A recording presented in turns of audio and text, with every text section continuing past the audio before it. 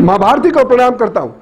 आप सबके इस गुरु माता पिता को प्रणाम करता हूं। बच्चों, आपको तो बहुत ढेर सारा स्नेह और सभी लोगों को राम राम। आज का विषय है monkey God. Is monkey a god और इज गॉड ए मंकी? क्या बंदर भगवान है? क्या भगवान बंदर है? क्या कोई भगवान बंदर हो सकता है?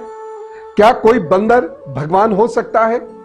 इसका रहस्य क्या है, मैं इसके विषय में आपसे कुछ चर्चा करना चाहता हूं। इस चर्चा से पहले मैं अपने जीवन की एक छोटी सी बात आपके साथ शेयर करना चाहता हूं। एक भैया जी है, वो भैया जी हर बंदर को हनुमान जी कहते थे और वह उनकी बाकायदा पूजा करते थे। एक दो बार कहीं कोई बात हुई भी तो वह बहुत नाराज हो गए। जैसा कि सामान्यतः भावुक भक्त होते हैं, वह अपने देवता या भगवान के बारे में कुछ भी बात ही नहीं करना पसंद करते, सुनना ही कुछ नहीं चाहते। वह भी बहुत नाराज हो गए। खैर, हमारी तो आदत है कि हम तो शास्त्र में जो समझ में आता है उस ज्ञान के आधार पर समझने की कोशिश करते हैं। हम अपनी आदत से मजबूर थे, वो अपनी आदत से मजबूर थे, लेकिन अंततोगत्वा क्या जीतता है? सत्य जीतता है। उनका बच्चा छोटा था, 2-2.5 साल का, शायद 3 वर्ष का होगा। वह खाट पर आराम से बैठा हुआ धूप सेक रहा था।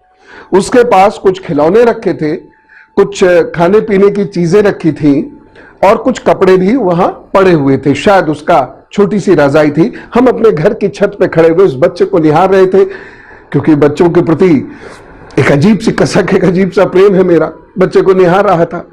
इतने में एक बंदर मानू, यानी एक बंदर वहां आता है और उस लिहाफ को, उस रजाई को खींचने की कोशिश करता है।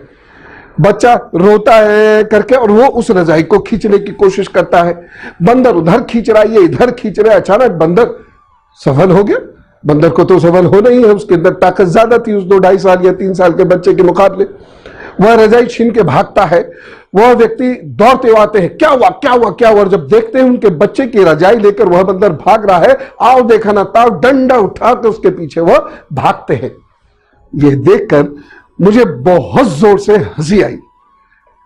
हंसी क्यों आई? हंसी इसलिए आई कि एक व्यक्ति जो इतना बड़ा भक्त है, वो अपने ही भगवान के पीछे डंडा लेके भाग खड़ा हुआ। मुझसे मेरी हंसी रुकती नहीं भाई। मैं जोर से हंस पड़ा और मैंने कहा, अरे भैया, तुम अपने भगवान पर डंडा चला रहे हो? अरे वो तो भगवान है, अपना प्रसाद ले गए, ले जाने दो, आपको क्या चिंता है? उन्होंने मेरी तरफ देखा और उनकी आंखों में मेरे प्रति उस बंदर के मुकाबले ज्यादा गुस्सा था। मैं चुपचाप भाग गया। बाद में कुछ घंटों के बाद उनसे मिला, क्योंकि मुझे पता था अब इनका गुस्सा उतर चुका होगा। मैंने उनसे कहा, भैया गुस्सा तो आपने किया, लेकिन आपकी जो हरकत थी ये भक्त की तो हो नहीं सकती। तो या तो आपकी हरकत गलत थी या वह बंदर आपका भगवान नहीं था। अब वह थोड़ा सा समझने के मूड में आए और तब मेरी उनकी एक छोटी सी वार्ता हुई जो मैं आपके साथ शेयर करना चाहता हूं। हनुमान जी का नाम हम लोगों ने दुनिया भर में खराब करके मंकी गॉड कर दिया। यह बात ठीक है कि सनातन परंपरा इतनी विशाल हृदय के लोगों की है जो पत्थर को भी पूजते हैं, फूल को भी पूजते हैं, जल की एक एक बूंद को भी पूजते हैं, क्योंकि उन्हें मालूम है इन सभी वनस्पतियों से ये सृष्टि है, इन सभी पत्थरों से, इन सभी जीव जंतुओं और पक्षियों से ये सृष्टि है, इसीलिए हम इन सबको पूजते हैं। लेकिन आपको पता है, मंकी गॉड के नाम से हमारे प्रति कितना हास्य होता है, हमारी हंसी उड़ाई जाती है। दरअसल हनुमान जी बंदर नहीं है, और आज के बाद बनाए मेहरबानी हनुमान जी को बंदर कह के इस महान संस्कृति के भगवान की अवहेलना मत कीजिएगा, उनका अपमान मत कीजिएगा। वह वानर है। लगभग राम जी के साथ ही उनका जन्म हुआ है। रीछ भी मनुष्य है। वानर भी मनुष्य है। किष्किंधा क्षेत्र में रहने वाले सभी लोग वानर हैं, क्योंकि वो वन में रहने वाले नर हैं। वह लोग गुफाओं के अंदर रहते हैं। उनका शरीर जो है वह थोड़ा सा डिफरेंट है। इस शरीर के लोगों को निडरथल रेस के लोग कहा जाता है। Ram ji Homo sapien sapien race के हैं।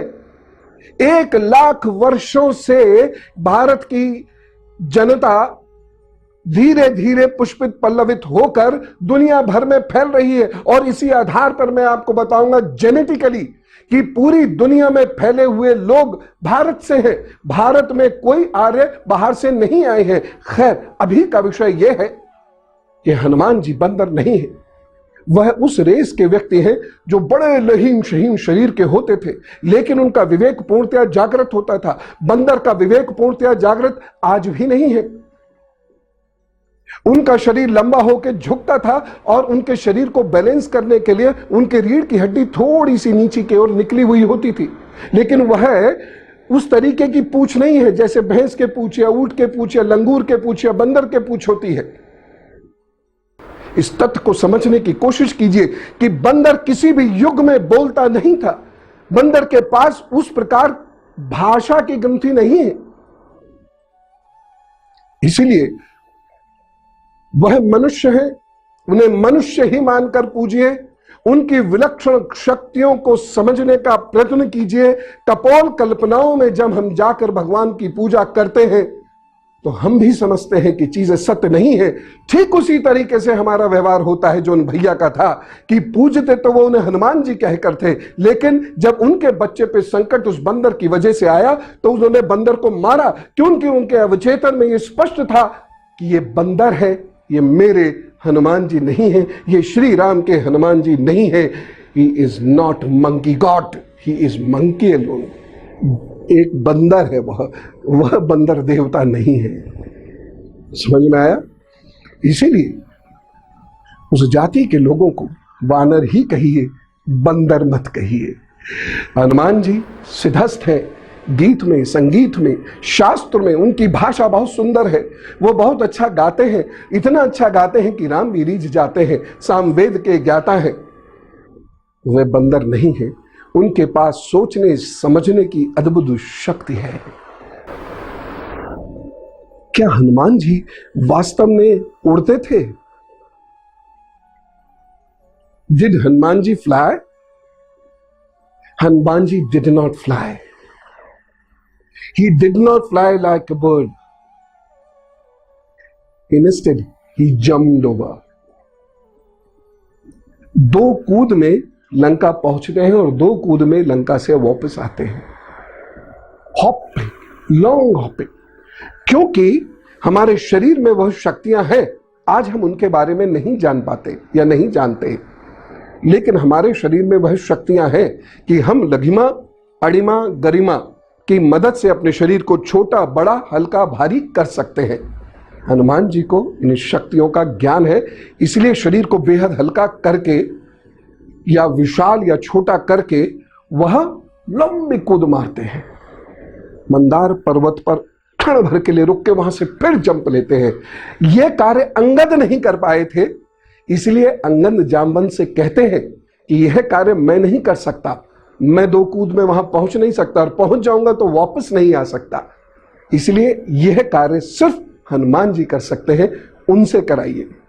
मौका मिले तो किष्किंधा कांड और सुंदर कांड इस बार मेरे इस वैज्ञानिक नजरिए से पढ़िएगा, चीजें समझ में आएंगी। और भारत के बच्चों, एक प्रार्थना है, भारत के देवी देवताओं को बहुत गहराई से समझो, उनके रहस्य को समझो, ब्रह्म और ब्रह्मांड के रहस्य को समझो, उनकी गतिविधियों को समझो, तब तुम उनके जैसा बनने की सोचोगे। अगर उन्हें केवल कल्पनाओं का भगवान बनाओगे तो तुम उन जैसा बनने की कभी नहीं सोचोगे। और यही एक बहुत बड़ा कारण रहा कि जिस देश में घर घर में इतनी पूजा होती है, उस देश में भ्रष्टाचार अपने चरम पर था। आज बात इतनी ही, चलता हूं, पुनः मिलूंगा। डिवाइन मीटिंग्स जरूर करते रहेंगे। इन डिवाइन मीटिंग्स में मुझे जो थोड़ा बहुत मालूम है, जिंदगी जीने के जो थोड़े बहुत सूत्र मेरे पास हैं, वो आपको बताऊंगा। उदास नहीं होना है, हंसना है, ज्ञान प्राप्त करना है और भारत को विश्व गुरु हमने आपने मिलकर बनाना है। ऐसा होगा, मिलते रहेंगे डिवाइन मीटिंग्स में। और हाँ, सब्सक्राइब जरूर कर लीजिएगा, जिससे मैं कभी कोई अचानक भी नई बात कहूं तो वह आपकी मेल या एसएमएस तक तुरंत पहुंचे, फिर तुरंत देखें, क्योंकि तुरंत देखने का जो मजा है वो कहीं नहीं। प्रभु आपको बहुत खुशियां दे। राम राम, भारत माता की जय।